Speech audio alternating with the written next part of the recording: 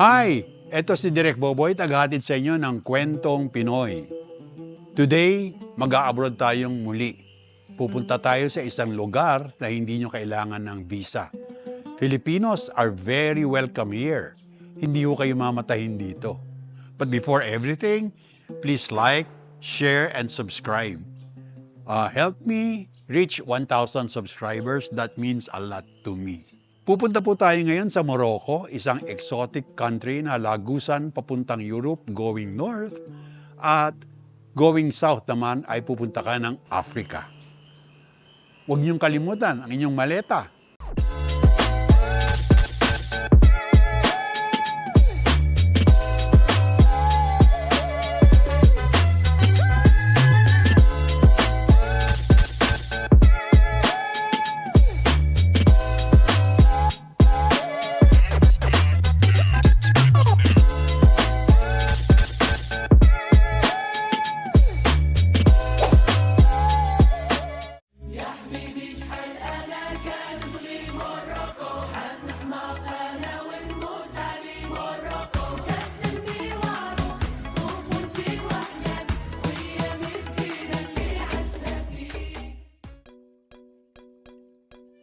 Morocco is a country that has been shaped by several strong foreign influences. Arab, Africa, Europe, and its own indigenous race, Berber. Kanya napaka-diverse and highly textured ng kanilang arts and culture. In recent century pa nga, napailalim ang malalaking bahagi ng Morocco sa France at Spain.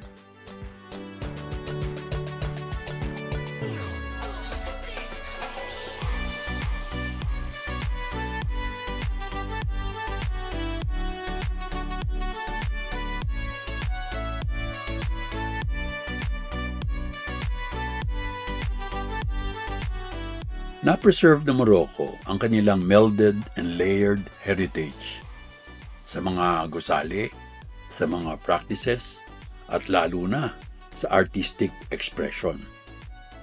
Napaka-colorful ng Morocco.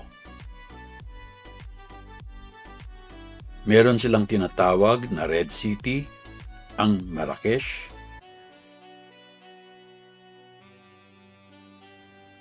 ang Yellow City, ang Fez, ang White City, ang Casablanca,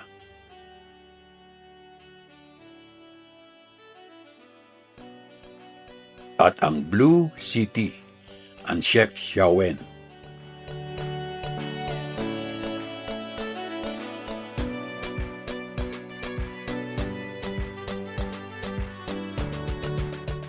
Just take a look at the Blue City. Dito muna tayo sa Blue kasi nakaka-cool ng pakiramdam. Kakulay ng langit at dagat.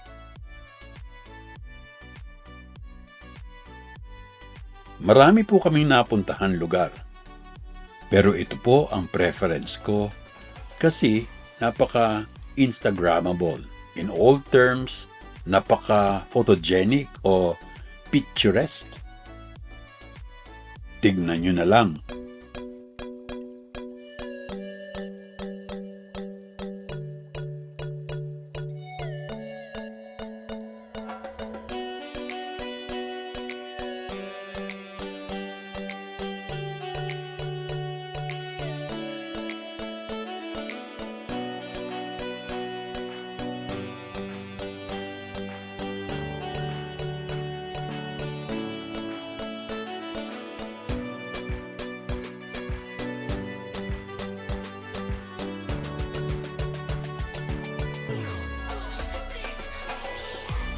Pasok ng Blue City of Chefchaouen, para kang bumalik sa panahon o nakapunta sa isang movie set.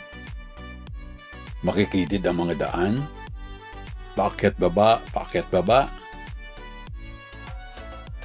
Dikit na dikit sa mga private residences at para mo nang naamoy ang kanilang ulam.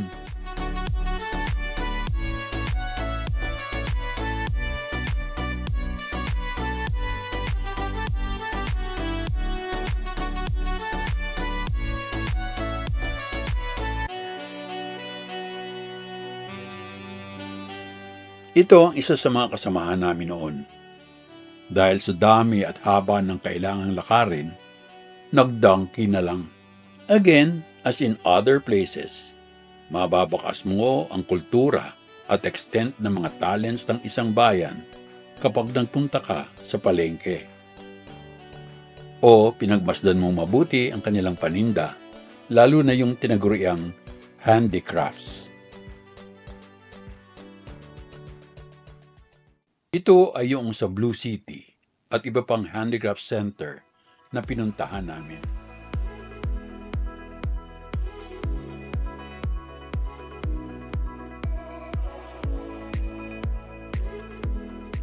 Mga metal craft,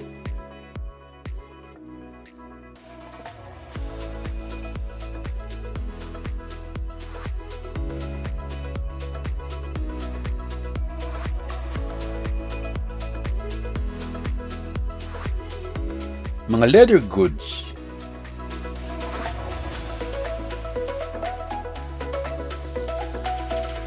mga textile,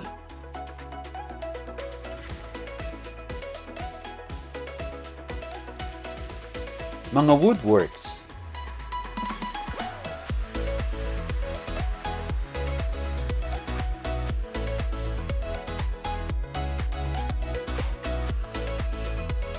at marami pang iba.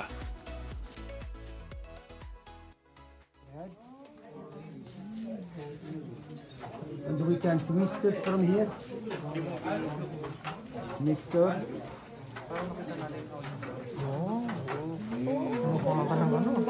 Asa si Daddy? Put here. And the first nuts we can take it off.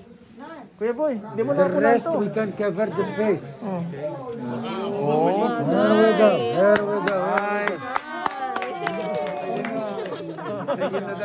Sa inyo na raw yan.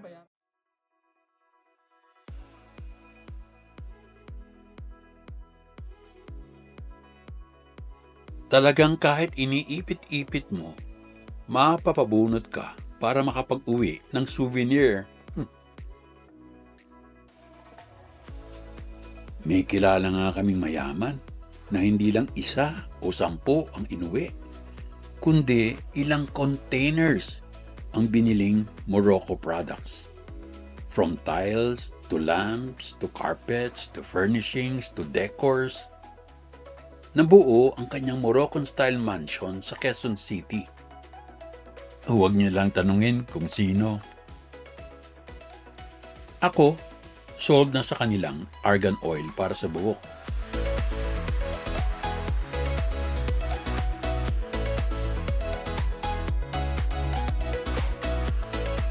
Halos exclusively Moroccan product ang argan oil. Yun lang ang afford ko.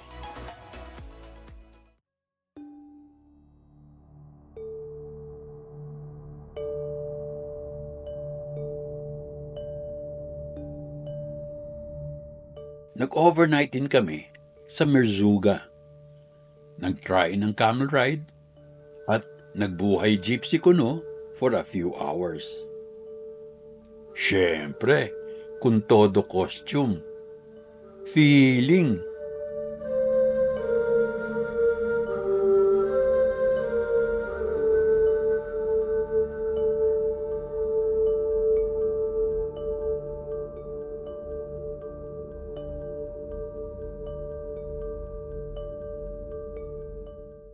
Ilan pa sa mga napuntahan namin.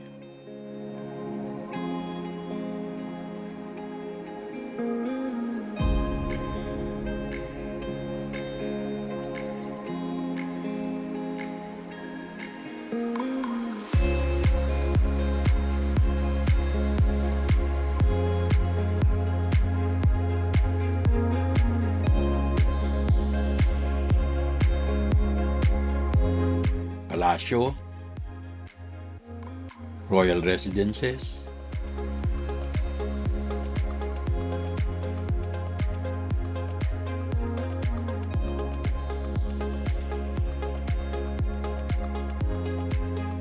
mga parks,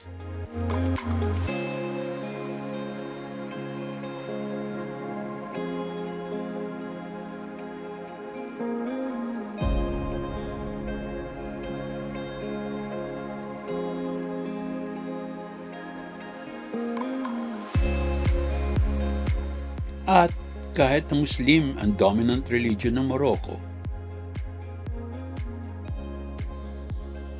malaki at napakaganda rin ng kanilang Catholic Cathedral sa Rabat, ang kanilang capital. Dito, maaaring pumunta ang mga higit kumulang na 4,000 Pinoys na nagtatrabaho at naninirahan sa Morocco. Sikat ang Morocco as a movie location. Ang biggest na nag-shoot doon in recent days is Game of Thrones.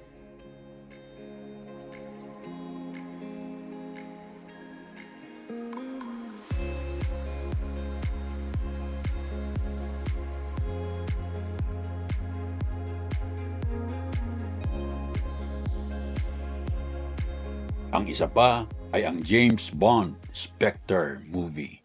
3, 2, 1, action!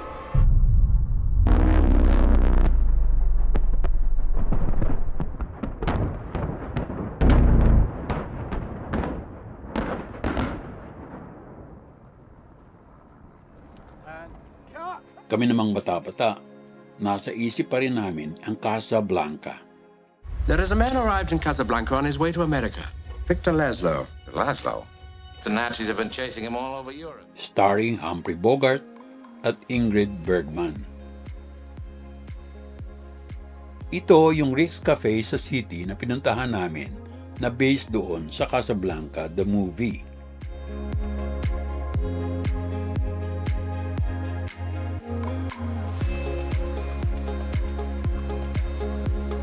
Pero huwag ka, ang Casablanca the movie was not shot in Morocco. Ngayon, may mga international production movie companies na rin sa Morocco, taking advantage of the interest of foreign outfits na mag-shoot doon.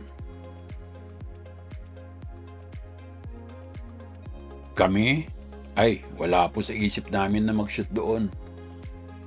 Ang sites namin ay nasa Southeast Asia muna.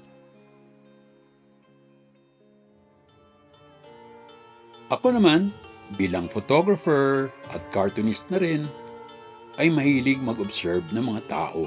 Ito ang ilang mga resulta ng kuha ko sa Morocco.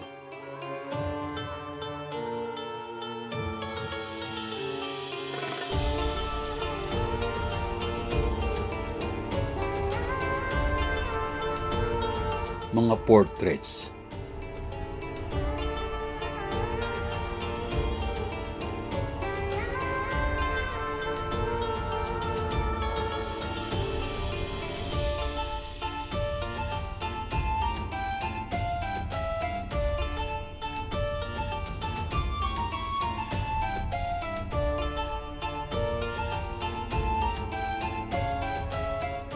Matitikas ang kanilang mga lalaki.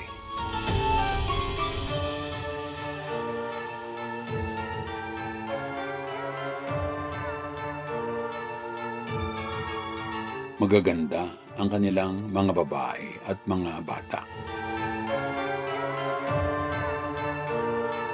Punta kayo sa Morocco. Marami kang mapupuntahan, makikita, at syempre, mahalaga sa lahat, matututunan.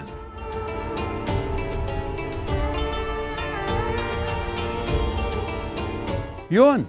I hope you enjoyed our trip. Babiyahe po tayo ng babiyahe dito sa ating vlog, whether local or abroad. No? So just stick around until next biyahe. Salamat po!